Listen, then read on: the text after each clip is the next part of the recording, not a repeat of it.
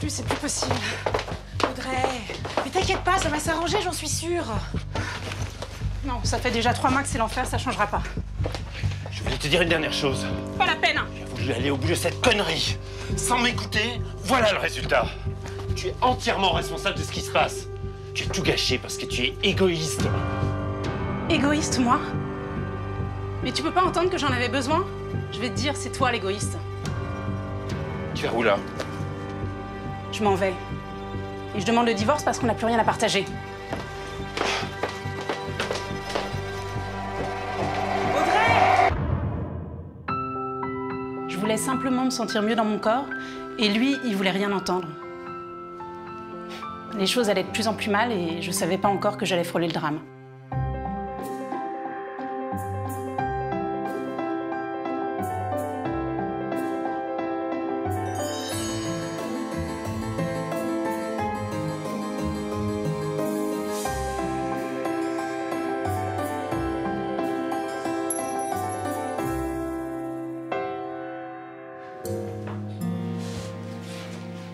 Je m'appelle Audrey, et voici mon histoire.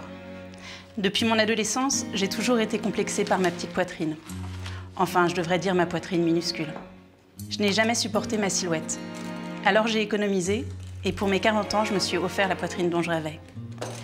Mais alors que ce projet aurait fait fantasmer la plupart des hommes, il ne plaisait pas du tout à Lionel, mon mari.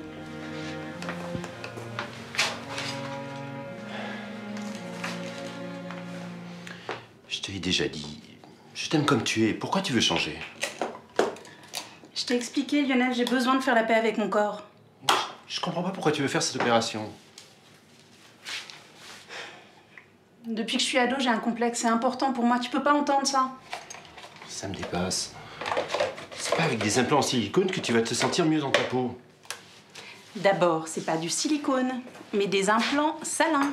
Ça reste un corps étranger. Ça sera pas vraiment ton corps. Ça sera le corps dont je rêve. Pourquoi tu portes pas des push-ups? Ça serait plus simple et moins dangereux.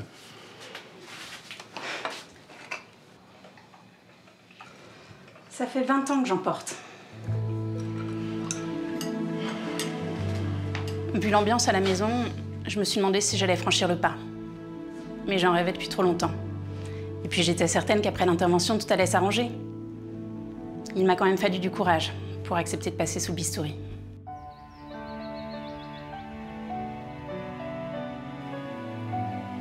Lionel n'est même pas venu me voir à l'hôpital. Il était même pas là quand je suis sortie. Ça m'a vraiment fait de la peine. Heureusement qu'il y avait ma meilleure amie Chloé, parce que quand je suis rentrée, c'était l'horreur. Oh allez, fais pas ta mauviette là, lève les bras. Je peux pas, j'ai trop mal. Ah, mais tu peux pas sortir comme ça. Il faudra, je sais pas, au moins que tu mettes une chemise. Tu sais quoi, on va y aller tout doucement. Tiens, lève un peu le bras droit. Ça fait vachement mal. Je suis désolée, pourtant fais le plus doucement possible. Tu savais que ce serait un petit peu difficile après l'opération, mais ça va passer. Et puis tu sais ce qu'on dit, faut souffrir pour être belle. Ouais, mais j'aurais jamais dû faire ça. Lionel est hyper froid depuis. Je sais plus quoi faire. Moi, je pense que tout va s'arranger. Puis regarde-toi. Tu es magnifique. Merci.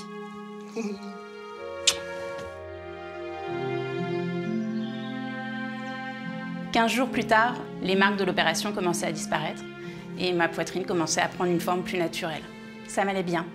J'étais tellement contente. Le seul problème, c'était Lionel. Il restait complètement fermé à la discussion. C'était devenu un sujet tabou. Il fallait que je le fasse changer d'avis et lui prouver que ma nouvelle poitrine pouvait lui plaire. Il restait du café? Non. La machine est en panne. Je crois qu'il faut en racheter une. On pourrait y aller ensemble ce matin, si tu veux. Et après, on peut peut-être se faire un petit resto. Pourquoi pas? Ça fait longtemps qu'on s'est pas fait une sortie tous les deux. Super. Et il faut que j'achète des nouveaux sous-vêtements. Ceux que j'ai sont trop petits. Recommence pas avec ça. Je t'ai dit que je voulais pas en entendre parler. Mais moi, j'aimerais bien que tu m'aides à choisir. Depuis le temps que je rêve de porter des soutiens-gorge en dentelle, ça va me changer de mes brassières en coton. Ça y est, tu veux te transformer en bimbo, c'est ça? Compte pas sur moi pour t'y aider. Et oublie le resto. Finalement, c'était une mauvaise idée.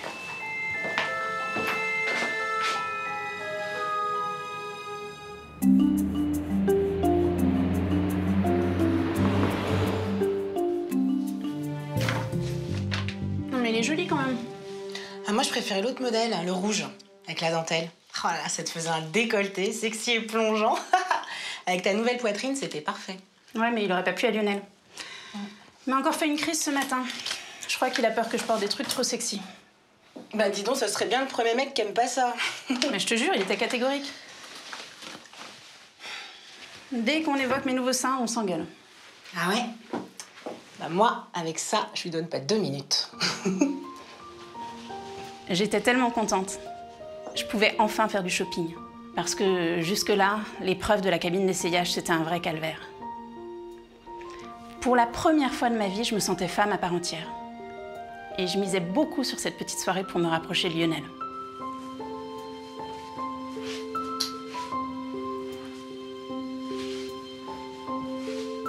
Comment tu me trouves? Différente. Tu me trouves pas jolie? Je sais pas, c'est bizarre, je te reconnais pas. Ah, c'est mignon cette musette quand même. Je trouve ça vulgaire. Vulgaire. J'ai choisi parce qu'elle était classe, justement. Je préférais tes petits t-shirts. C'est bon. Arrête de faire la tête. C'est de la soie. Touche, c'est tout doux. T'as pas envie de faire un petit câlin? Désolé, Audrey, j'y arrive pas. C'est pas toi, tout ça. Arrête, Lionel. J'ai juste changé de taille de soutien-gorge, y a pas de quoi en faire un drame. Mais à qui tu veux plaire comme ça? À moi? Je t'ai déjà dit que j'aimais pas, ça t'a pas empêché de le faire. Alors pour qui tu le fais? Pour toi? T'en es vraiment sûr?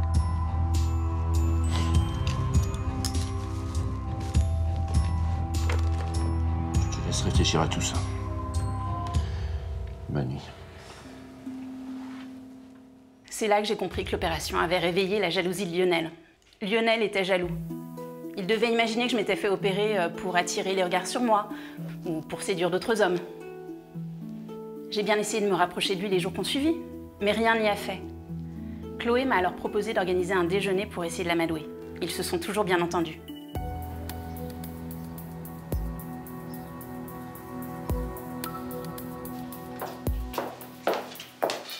Franchement, tu déconnes, elle est super belle comme ça. C'est plus la même. Tu vois bien? C'est plus la femme que j'ai épousée. Oh, arrête, t'en fais des caisses. Si un jour tu perds des cheveux, eh ben tel que je te connais, tu mettrais une perruque. Ah non, je sais mieux, tu te feras poser des implants. Chloé a raison, tu supporterais pas de perdre tes cheveux. N'importe quoi, mais c'est pas comparable. Moi, j'ai toujours eu des cheveux, alors que toi, t'as jamais eu de poitrine. Alors évidemment, les gens voient qu'elle est fausse. Bon, ça va, c'est pas non plus la peine d'être méchant. Tu peux juste pas comprendre que ça la complexait, que ça lui bouffait toute sa confiance en elle. Décidément, toi, la psychologie, ça te dépasse. Et toi, tu veux pas comprendre que j'ai épousé une fille toute simple et que je me retrouve avec une allumeuse? Ce qui te gêne, c'est que t'es jaloux. Et quand bien même elle plairait au mec, c'est plutôt flatteur pour toi. Non, c'est pas flatteur. Ça me fout la honte. T'as honte de moi? Oui. Je veux plus me balader avec toi dans la rue. T'inquiète. Désormais, tu sortiras tout seul. Entendre qu'il avait honte de moi, c'était insupportable.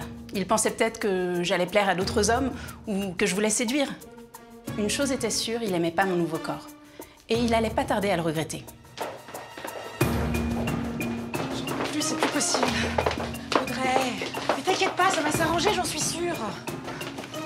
Non, ça fait déjà 3 mois que c'est l'enfer, ça changera pas. Je vais te dire une dernière chose. Pas la peine. J'ai voulu aller au bout de cette connerie. Sans m'écouter, voilà le résultat. Tu es entièrement responsable de ce qui se passe. Tu as tout gâché parce que tu es égoïste. Égoïste, moi? Mais tu peux pas entendre que j'en avais besoin? Je vais te dire, c'est toi l'égoïste. Tu vas où là? Je m'en vais. Et je demande le divorce parce qu'on n'a plus rien à partager.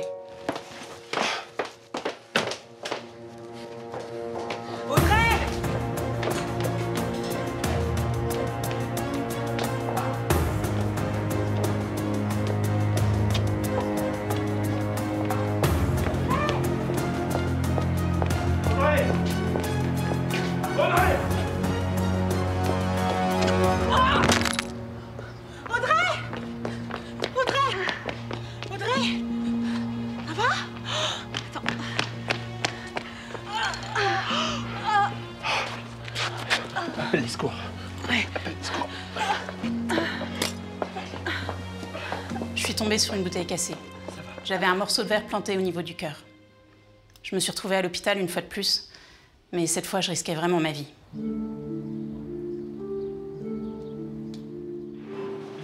Pardon. Bonjour monsieur, je dois l'opérer tout de suite. Je t'aime, Audrey. Tu entends? Je t'aime. Je regrette tout ce que je t'ai dit.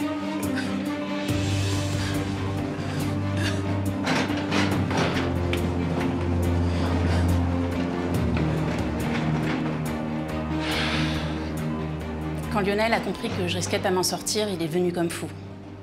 Chloé a eu toutes les peines du monde à le calmer. L'opération a duré 2 heures. Chloé m'a raconté, elle avait jamais vu Lionel dans un tel état. Et puis, ils m'ont ramené dans ma chambre.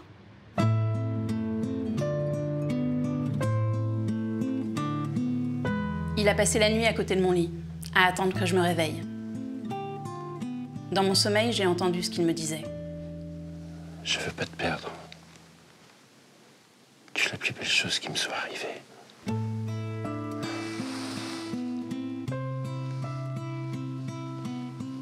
Tu es la plus belle femme qui monte.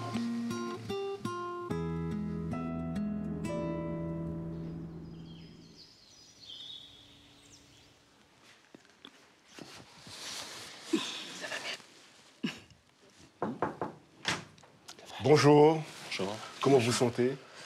J'ai très mal. Qu'est-ce qu'elle a exactement? Elle a eu une chance folle. Heureusement qu'elle avait une prothèse mammaire. Le tesson de la bouteille s'est planté droit au niveau du cœur. Mais il a été protégé par le liquide salin qui s'est répandu. Ça s'est joué à moins d'1 millimètre. Carrément. Vous voulez dire que sans ma nouvelle poitrine, je serais morte? Exactement. Ça va. Tu vas aller bien maintenant. Ces événements m'ont fait réaliser à quel point je tenais à Audrey. J'ai compris que, depuis le début, j'avais peur de la perdre. Je me disais que si elle reprenait confiance en elle, elle me quitterait pour un mec mieux que moi. J'avais beau me raisonner, c'était plus fort que moi. Et puis c'est finalement à cause de mon propre comportement que j'ai failli la perdre pour toujours. Cette nouvelle poitrine que Lionel détestait tant m'a sauvé la vie.